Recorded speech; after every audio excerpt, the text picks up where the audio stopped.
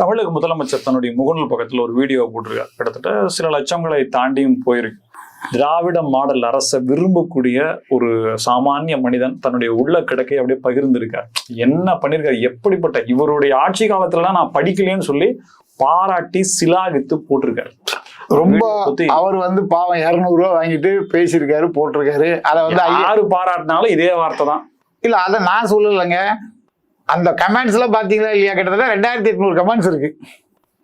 2800 கமெண்ட்ஸ்ல நீங்க படிச்சீங்கன்னா 200 ரூபா ஊப்பிகள் போட்ட கமெண்ட் பார்த்தீங்கன்னா ஒரு 250 வேணா இருக்கலாம்.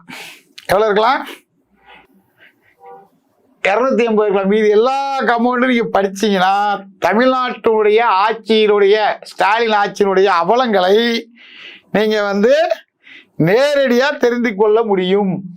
மக்கள் நீங்க சொல்றீங்க இந்த ஆட்சியை சிலாகித்து அவர் போட்டிருக்காருன்னு, அதை ஐயா ஸ்டாலின் அவர்கள் முகநூல் பக்கத்தில் போட்டிருக்காங்க. அதை நம்ம வரவேற்கிறோம். ஏன்னா ஒருத்தர் பாராட்டினதை, ஒரு சாமானியன் ஒருவன் பாராட்டினதை என்ன பண்றாங்க, ஒரு முதல்வரே போடுறாரு, அதை நம்ம வரவேற்கிறோம். அதே சமயத்தில் கமெண்ட்டை நீங்க படிச்சிருக்கணும்.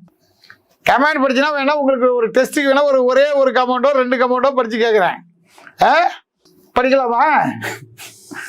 இதெல்லாம் என்னுடைய கருத்து கிடையாது, புரிஞ்சுக்கிட்டீங்களா? மக்களுடைய கருத்து. வேளச்சேரியிலிருந்து ஒருத்தர் பதிவு போட்டிருக்காரு. அவர் என்ன சொல்றாருன்னா, திமுகவின் 2001 2020 ஆட்சியின் சாதனைகள் நல்லா தெரிஞ்சிருக்க. சாதனைகள் 1, நீட்டு ஒழிப்பு நாடகம். நீட்டு ஒழிப்பு நாடகமா இல்லையான்றது உங்களுக்கும் தெரியும், எனக்கும் தெரியும், மக்களுக்கும் தெரியும், திமுகவினுடைய 200 ரூபா ஊப்பிகளுக்கும் தெரியும், தொண்டர்களுக்கும் தெரியும். தெரியுமா தெரியாதா? தெரியும். அடுத்தது மின்சார கட்டண உயர்வு 3 மடங்கு உயர்ந்துருச்சு. எடப்பாடியார் ஐயா நேற்று தெளிவா சொன்னாரு, என்னுடைய ஆட்சி காலத்துல 1000 ரூபா மின் கட்டணம் இருந்துச்சு, இப்போ 2500 ரூபாய் ஆயிடுச்சு. 67% மின்கட்டண உயர்வை ஏற்படுத்தி இருக்குது இந்த திமுக அரசுன்னு சொல்லி குற்றச்சாட்டு பண்ணியிருக்கிறாரு. அது 100% உண்மைன்றது பொதுமக்களுக்கு தெரியும். இதுக்கு இவங்க எதிர்ப்பு தெரிவிச்சாங்கன்னா நம்ம அதை வரவேற்கலாம். அடுத்தது ஆவின் பால், நெய், தயிர் விலை உயர்வு. அது விலை உயர்ந்திருக்குது தெரியும்.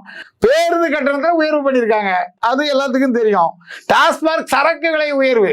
பேருந்து கட்டணம் எங்க சார் உயர்த்தினாங்க? பேருந்து கட்டணம் ஆட்சிக்கு வந்த உடனே உயர்ந்துட்டாங்க. அதாவது தமிழர்களுக்கு ஞாபகம் வருது ரொம்ப அதிகம். நீங்க இப்படி மறக்கிறதுனாலதான் தமிழ்நாட்டில் யார் யாரோ ஆட்சிக்கு வராங்க.